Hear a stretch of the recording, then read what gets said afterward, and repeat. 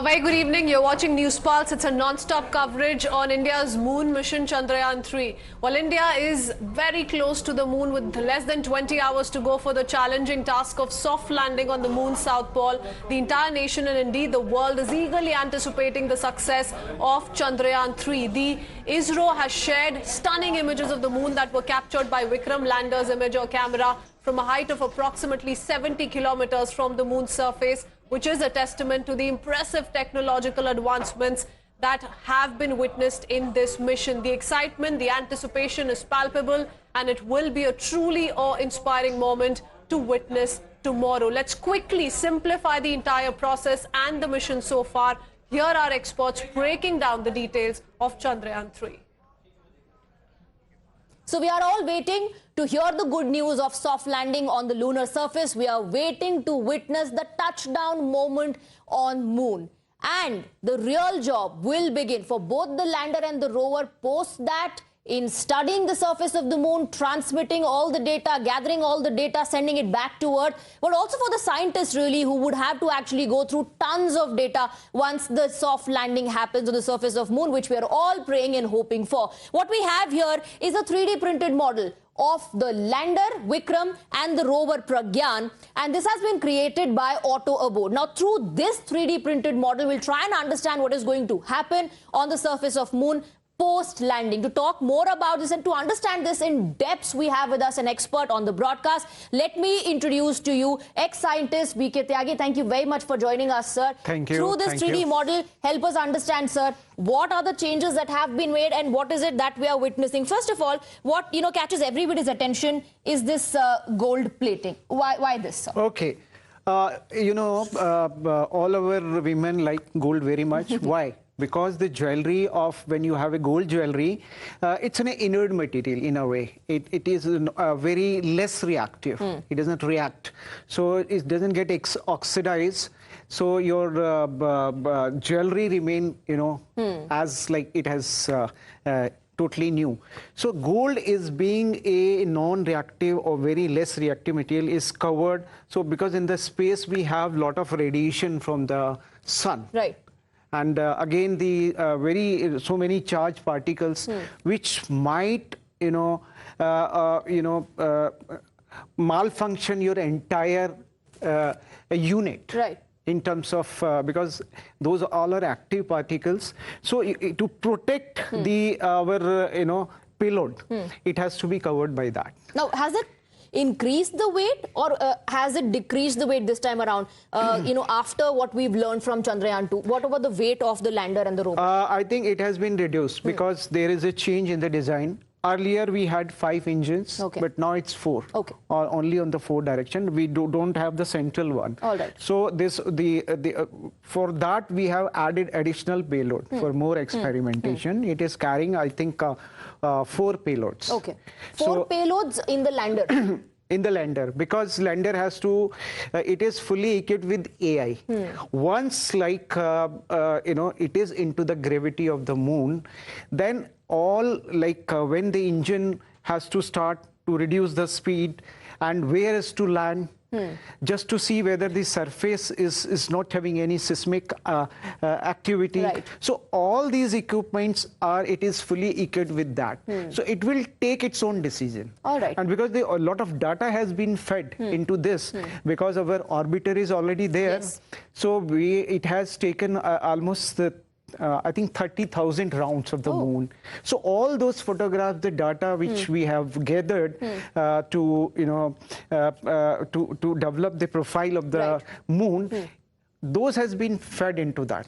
Okay, all right. So the data is already there. Now, what we see here is that the ramp, of course, is already open here. But yes. Once the lander lands on the moon, one side panel is going to unfold and create this ramp so that the rover can then come out. Let's take a closer look at the rover. What is very interesting, and let me just point it out to our viewers as well. It is a 6-wheeled rover. Yes. Here comes up the solar panel. Solar panel. And interesting part is that the solar panel is in a vertical position. It's not not like on Earth. Whenever you see on the terrace, the panels are in a like horizontal position. They're slanting to receive the sunlight. Because the sun, on Earth we move from east to west like this. It goes over overhead also. But here it will not come on the head. So it will remain on the side. It will go like this. It will come from one side and go to this side. So this portion, like the light, they should expose to the maximum time to generate energy. So it is at 90 degrees, a little bit at 90 degrees on the rover and on the lander as well. Lander as well. Because you're saying the sun is going to move like this. Yes, it will not be like on Earth. So that's why this design is like that. All right, sir. Can we also focus on the emblem here on one of the wheels and the ISRO logo on the other wheel? Here is the ISRO logo, on the other side is the emblem. So when the rover moves, interestingly, it will put an imprint of this, a mark of India on the surface of Moon. Yes, that's the whole idea, because we are saying like India is hosting its footprint. It's putting its footprint on the unexplored region of that moon, that is the southern pole of the moon. So you would need to leave some mark. Indian marks. So I think these two things, the emblem and this ISRO logo, they will be there. It will be leading our, what we call it, our footmarks on the moon. Permanently on the surface Permanently, of moon. Yes. Also, can you help us understand a little bit about the navigation cameras here? How will they help? Before we get into that, sir, what I wanted to understand was how much time will the rover take to come out of the lander, and do we know at what speed this is going to move on the surface of moon? Again, I think this will be decided, because once it is there, they will be their own. They will be taking their own decisions. So first thing is to land on a flat surface. So Vikram, when it will land on that, then again it has the other camera also. It will see that there is no hurdle. There should not be, the surface should not be very, lot of up and downs or hills are not there. Once it is ensure that there is no such hurdle ahead of that, then this ramp will open and this Pragyan will come out. Because we have 4 payloads here. That is the altimeter, speedometer, etc. are there just to control the speed, control the movement, and also finding the suitable location for landing. Absolutely. Suppose on 23rd at 6.40 second, if it's not able to land because of some reason, then the second option is on 27th. All right. So we have 2 window for landing, because if everything is okay as per plan, so we will be definitely landing on the 23rd. But suppose something, some problem comes, or suppose it has, the landing surface is not correct. And due to some reason we could not land on that day, so then the next date is 27. All right, so then till then what happens? So till then, are you saying that the lander will stay in the lunar orbit? Yes. It will stay in the lunar orbit and then make an attempt on the 27th? Yes. Because it is self-equipped with AI. So it can take its own decision. All right. Whether I should land, this place is perfect for me or not, because once it is into the moon gravity, it is not under our control. But all the decisions that are going to be taken would be based on the data that has already been fed into this. The algorithm which has been developed through that, because last time what happened, there was the landing specification was very strict. Right. So there was some confusion. So the height was less, but the distance from the landing site was much more. So there was bit confusion in the algorithm itself, taking a self decision. So it was you can say in a hodgepodge situation. Right. So now we have 2 dates. Yes. So if it does not happen on the 23rd, we still have a window, and it can be attempted again on the 27th. Let's focus a little bit on the rover, and let's talk about the vision camera, or the navigation camera as it is called. Yes. What is the primary job of that, and how is it going to help the rover in carrying out the maneuvers or the movement, and of course the study on elemental composition? You have seen that the remote control car. Yes. So if you move that, if some obstruction is there, it take a turn. Right. To the other direction. Same thing, this camera will be working here. It will provide a clue whether the way is clear. It can move ahead. And because it will remain in touch with Vikram, it will be communicating to Vikram. And only with the Vikram, lander. yes. So rover will communicate with the lander, and lander will communicate with Earth. Lander will communicate with the propulsion module and the orbiter. Okay, and then from the orbiter the information will come. Yes. All right. Yeah. So Vikram will not communicate to us directly through only, I think, with the orbiter or propulsion module.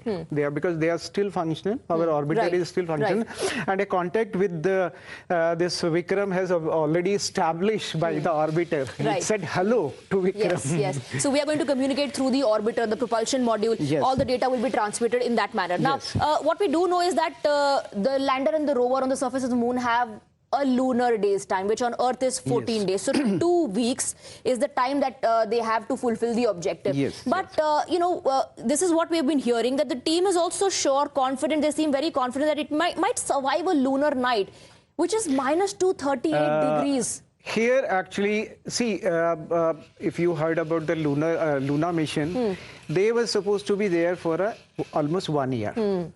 Reason was they had a inbuilt heating mechanism. They were using radioisotopes. So their function was not to generate electricity, but to keep the equipment heated. So that there should not be any malfunctioning. But here we don't have such device, such technology. So we are exposed to that extreme cold for 14 days. And suppose if it survive, that will be our bonus. That's why the entire mission has been kept for 14 days. The exploration will be only for 14 days. And that will be an additional bonus if it's again, survive those 14 cool days. And again, when we have a sun day on the moon and they're walking, I think we should pray for that. Fingers crossed for that. Also, before I quickly wrap up, let's also talk about the importance of the sunlight, because we were going to understand that the calculations were done in such a manner that the landing time and the availability of the sunlight, it coincides. Yes. It's like that. The sun will be rising there only when the landing will take place. That's why I'm saying now the second spot, the second landing spot 27 will be again the same period where the sun will be rising. And because we want to optimize the use of that 14 days optimally. हमारे को 14 दिन पूरा मिल जाए. So that's why either we'll be landing on site A or site B, so that we should have a full 14 days. Well, I think, everybody is hoping that the landing happens on the 23rd itself. Everybody is waiting for that, to hear the good news of the landing. Thank you very much, Mr. Tyagi, for helping us understand how this is going to function on the surface of the moon in depth. Thank you very much for joining us with your perspective. So that's it from this 3D model, which was created by Auto Aboard, that helped us in understanding what is really going to transpire on the surface of moon. But like the ex-scientist, Mr. B.K. Tyagi said, this is going to decide, this lander here is going to decide when the rover comes out and, the functions that are going to be performed. So this is not going to be controlled from Earth. It will take its own time and decide and look at the conditions and then decide the next step. With that, we're wrapping it up here. But of course, all eyes are on the countdown that has begun for the successful landing on moon.